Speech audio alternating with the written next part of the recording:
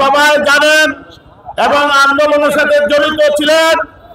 5ই আগস্টে আমরা দাদা কায়কুয়া সাহেবের নেতৃত্বে মুরাদনগর উপজেলা, থানা, উপজেলা, মন্দির, বাংলা থানা সহকার যত প্রতিষ্ঠান আছে দাদার নির্দেশে আমরা পাহারা দিয়েছি।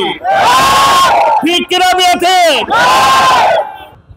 যদি 36 বছর মধ্যে আমাদের যদি মুক্তি না পায়, আমরা ঢাকা চিটাগাং সড়ক অনির্দিষ্টকালের জন্য অবরোধ করব।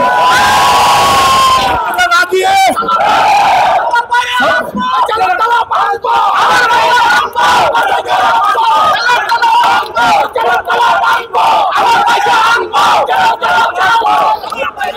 কুমিল্লার ডিসি এসপি মহোদয়কে বলছি, আপনারা চাইলে করার ঠিক করে, নতুবা আপনাদের অফিস আদালত চাঁদাবাজি করেছেন উপদেষ্টার চাঁদাতো ভাই, ক্ষমতার অপব্যবহার করছে উপদেষ্টার চাঁদাতো ভাই, আর মামলা দিয়েছে বিএনপি নেতা কর্মীদের বিরুদ্ধে। আমি পরিষ্কার করে বলতে চাই, ভারপ্রাপ্ত কর্মকর্তা সাহেব 5ই আগস্টের পরে অনেক বড় বড় পুলিশের কর্মকর্তা জেলে গিয়েছেন।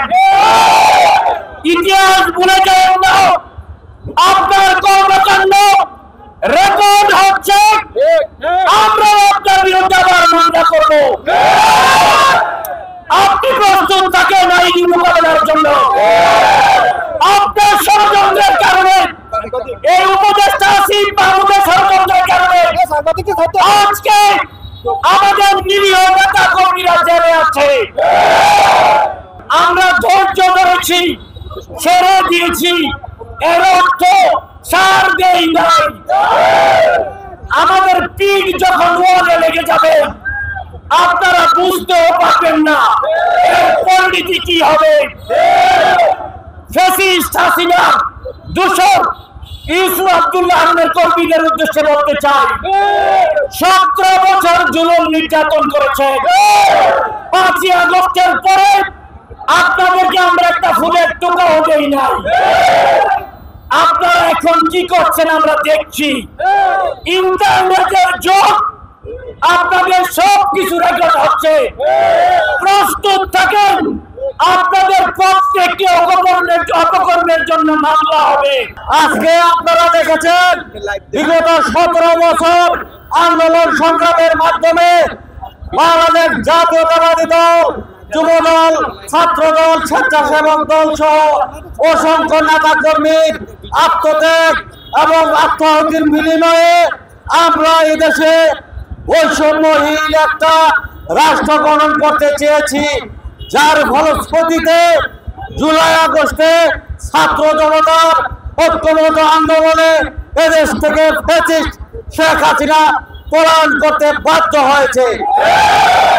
সারা দেশ থেকে স্বৈরাচার শেখ হাসিনার ফ্যাসিস্টরা পলায়ন করেছে।